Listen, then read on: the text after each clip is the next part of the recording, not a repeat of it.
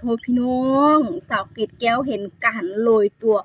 ของทหารไทยลงจากเฮลิคอปเตอร์ป้าดเป็นนาเสียวนาเขียวแหงทุกคนความเก่งของทหารไทยไม่แพ้ชาติใดในโลกสบายดีกับสวัสดีพี่ฟังไทยแล้วก็ฟังลาวทุกคนเด้อยินดีต้อนรับเข้าสู่ช่องเกตแก้วสาวลาวเส้นเก่าเส้นเคยอีกแล้วเนาะเป็นจังไดพี่เนาะมื้อนี้พากันรับชมอยู่ไสอยู่ลาวอยู่ไทยก็สามารถคอมเมนต์ใต้คลิปวิดีโอนี้ได้เด้อส่วนว่ามื้อนี้สาวเกตแก้วมีเรื่องราวข่าวๆดีๆจากฝั่งไทยเอามานำเสนอเส้นเก่าเส้นเคยเนาะนั่นก็เป็นเรื่องราวของทหารไทยนั่นเองเนาะเป็นภาพที่เห็นแล้วรู้สึกว่าทหารไทยเป็นคนที่ว่าเก่งอีหลีเก่งสุดยอดเก่งทุกด้านคนนั้นก็เป็นการโรยตัวลงมาจากเฮลิคอปเตอร์ทุกคนจากถึงและก็โรยตัวขึ้นด้วยการใส่เสื้อเนาะทุกคนซึ่งเห็นแล้วน่าอึ้งน่าทึ่งแหงทุกคนเนาะเดี๋ยวสาวเกียวจะพาทุกคนไปรับฟังรับชมวิดีโอไปพร้อมๆกันว่าเรื่องราวนี้จะมีความเก่งขนาดใดเนาะทุกคนไปกันเลยทุกคนเริ่มกันคลิปแรกเลยทุกคนเป็นภาพที่โหเก่งจริงๆทุกคนหน่วยรบพิเศษของเมืองไทยนะทุกคนการฝึกโรยตัวขึ้นเฮลิคอปเตอร์ทุกคนหรือว่าโหนเสือกขึ้นเฮลิคอปเตอร์เนาะทุกคนป้าดยิงก่อนในหนังจริงๆเนาะทุกคนชาวแก้วบ่เคยเห็นแบบนี้มาก่อนทุกคนป้าดคลิปแต่ละคลิปเนาะเพิ่นความเก่งความสามารถของของทหารในความเสียสละของทหารไทยที่ว่าเป็นหน่วยรบพิเศษป้าดสาวแก้วหากได้เห็นทุกคนด้วยการที่ว่าใช้มือแล้วก็เอาเสือกขึ้นเลยเนาะทุกคนทหารที่มีการโค้มตัวเองเขาใส่กับเสือกเนาะทุกคนแล้วก็โรยตัวขึ้นสู่ท้องฟ้าเนาะทุกคนบ่ใส่มือจับป้าใส่เสือกแบบมีการล็อกผูกไว้กับเตือใส่ด้านหลังแล้วขึ้นสู่ท้องฟ้าแบบนี้ทุกคนการเคลื่อนกำลังพลแบบนี้เป็นการฝึกทาง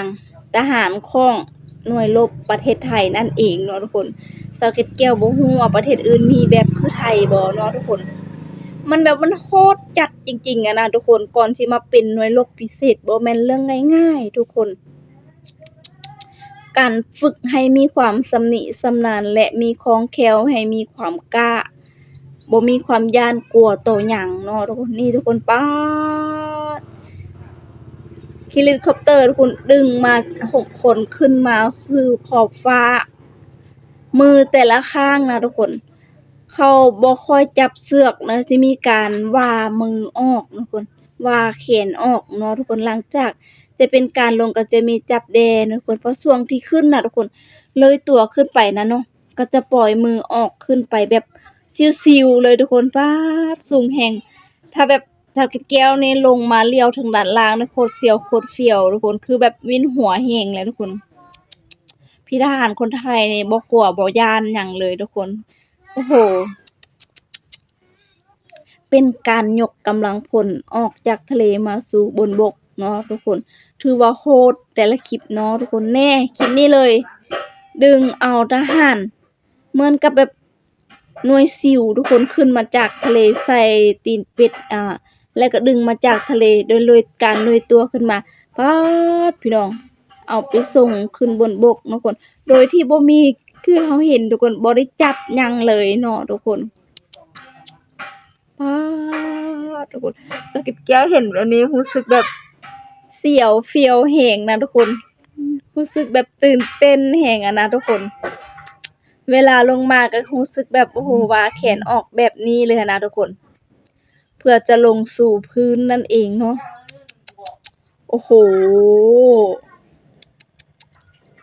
การที่จะขึ้นไปได้นี่ทุกคนบ่แม่นเรื่องง่ายเนาะ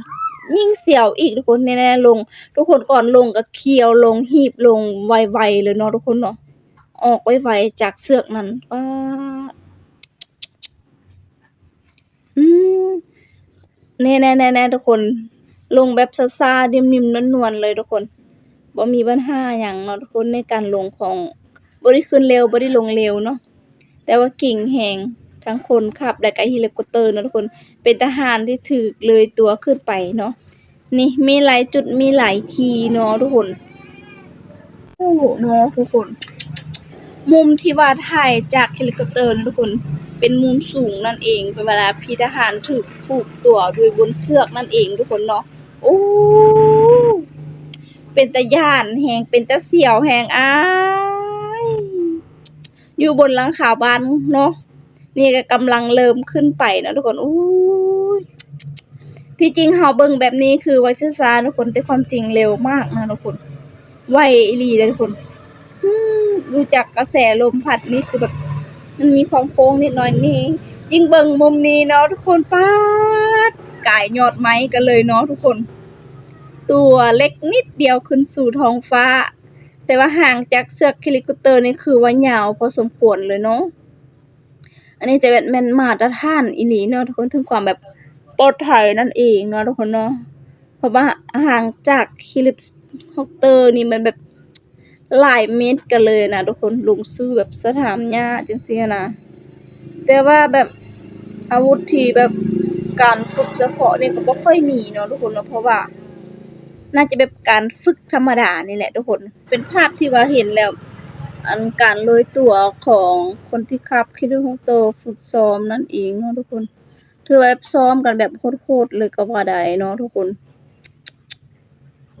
นี่เป็นการในข้อมูลเขาบอกว่าเหมือนกับเป็นการเอ่อการฝึกเขื่อนกำลังพลสินะทุกคนนี่ทุกคนป๊าดหลังจากที่มีการ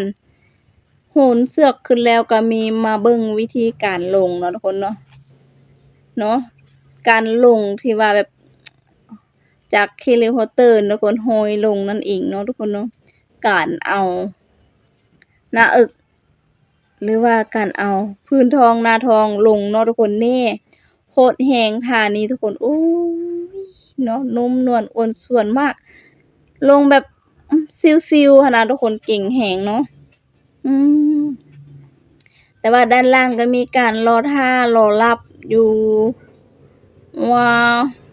คือแบบในหนังหั่นแหละทุกคนเนาะสาวแก้วแบบเบิ่งหนังหั่นน่ะทุกคนเหมือนกับแบบจำลองมาจากในหนังแต่วันนี้คือเรื่องจริงการฝึกจริงของหน่วยรบพิเศษของเมืองไทยนะทุกคนคือแบบเก่งแฮงอะนะหลังจากที่ว่ามีการบินฝึกหนักแล้วเนาะทุกคนเนาะก็จะมีการขี่เฮลิคอปเตอร์เนาะทุกคนคือแบบวิวนี่สวยงามมากเนาะทุกคนเนาะสวยสวยงามอีหลีเนาะทุกคนเหมือนกับอาคารสักอย่างอยู่บนภูเขาเนาะทุกคน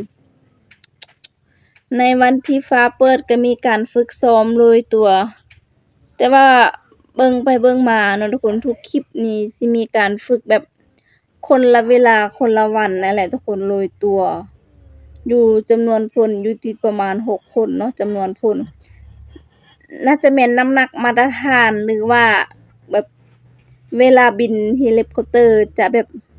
พอดีอยู่พอดีแบบโรยตัวเหมือนกับแบบบ่ขอบเขตเหมือนกับแบบบ่หลายเกินไปจังซี่นะทุกคนเนาะท่านผู้ชมเห็นบ่ป๊าดสาวแก้วคิดว่าฮอดบนฟ้าแล้วได้นี่ทุกคนแค่เสือกผูกใส่กับด้านหลังเนาะทุกคนแล้วก็มีล็อกตัวล็อกเนาะมาเบิ่งคลิปนี้ทุกคนตื่มอีกเนาะทุกคนเนาะคือแบบซิวๆเนาะหน่วยรบพิเศษเขาจะมีตัวเสือกล็อกอยู่ด้านหลังแต่ก่อนเขาสิขึ้นเขาต้องเอาแขนว่าออกเนาะทุกคนโอ้ขึ้นไปแล้วว้าย6คนเนาะทุกคน6คนเนาะแต่ละคลิปเนี่ยทุกคนเห็นแต่6คนเนาะทุกคนว่าแขนออกแบบนี้เลยก่อนสิขึ้นเฮลิคอปเตอร์เนาะทุกคนเนาะเพิ่นจะบินออกไปจากพื้นที่นั่นเองนะทุกคนนี่ก็เป็นการฝึกที่โหดของหน่วยรบพิเศษของเมืองไทยนั่นเองแต่ละคนก็มีความกล้าหาญสุดๆแล้วก็เข้มแข็งใจกล้าคนที่แบบบ่กลัวความสูงเนาะคนไทยที่ว่ากลัวความสูงมันไปไกลๆเลยเนาะทุกคนเนาะคือสาวแก้วนี่บ่ต้องล้มเลิมว้าวทุกคนเป็นจังไดกันแน่พี่ๆ FC หลังจากเบิ่งคลิปวิดีโอนี้แต่ต้นจนจบเนาะพี่ๆ FC มีความคิดเห็นจังใดกับคลิปวิดีโอทุกคนคือแบบการฝึกของทหารไทยโหดขนาดทุกคนเป็นเรื่องที่ว่าน่าเสียวสุดๆนะทุกคนไผที่ว่าย้านความสูงก็คือแบบอาจจะบ่ได้อยู่ในจุดนี้ทุกคน นอกจากคนที่บ่ย้านความสูงนั่นเองทุกคนเพราะว่ามันสูงแรงทุกคนเป็นการโรยตัวโดยเชือกเส้นเดียวเนาะทุกคนแล้วก็ก่อนสิขึ้นเพิ่นก็ต้องแบบว่าแขนขึ้นหั้นนะทุกคนแบบบ่ได้จับอิหยังเลยทุกคนเนาะแบบว่าแขนขึ้นเลยอะนะทุกคนเป็นแนวเสี่ยวอีหลีเนาะทุกคนและพี่ๆ FC มีความคิดเห็นจั่งใดทุกคนก็สามารถคอมเมนต์ใต้คลิปวิดีโอร่วมกันได้เนาะทุกคนเนาะเอาล่ะเนาะทุกคนเนาะมื้อนี้ก็เป็นการเบิ่งกันของทหารทุกคนเจ้าเกร็ดแก้วก็บ่ได้นำเสนอคลิปทหารไทยไปโดนเติบแล้วเนาะทุกคนเนาะก็จั่งใดก็อย่าเนาะทุกคนเนาะที่คือเป็นทหารหน่วยรบพิเศษของคนไทยคือว่าเก่งแรงของเมืองไทยเนาะทุกคนแล้วก็สาวเกร็ดแก้วก็จะได้ขอจบ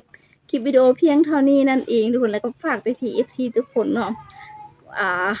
เป็นกำลังใจให้กับสาวเกร็ดแก้วกดไลค์กดแชร์แล้วก็เบิ่งโฆษณานำเด้อเพราะว่าช่วงนี้เนาะทุกคนคลิปของสาวเกร็ดแก้วมันยอดวิวตกแฮงเนาะทุกคนเนาะตกอีหลีเนาะแล้วก็ขอ PFC ช่วยกดไลค์กดแชร์คอมเมนต์ด้วยขอบใจหลายๆ PFC ที่น่ารักทุกๆท่าน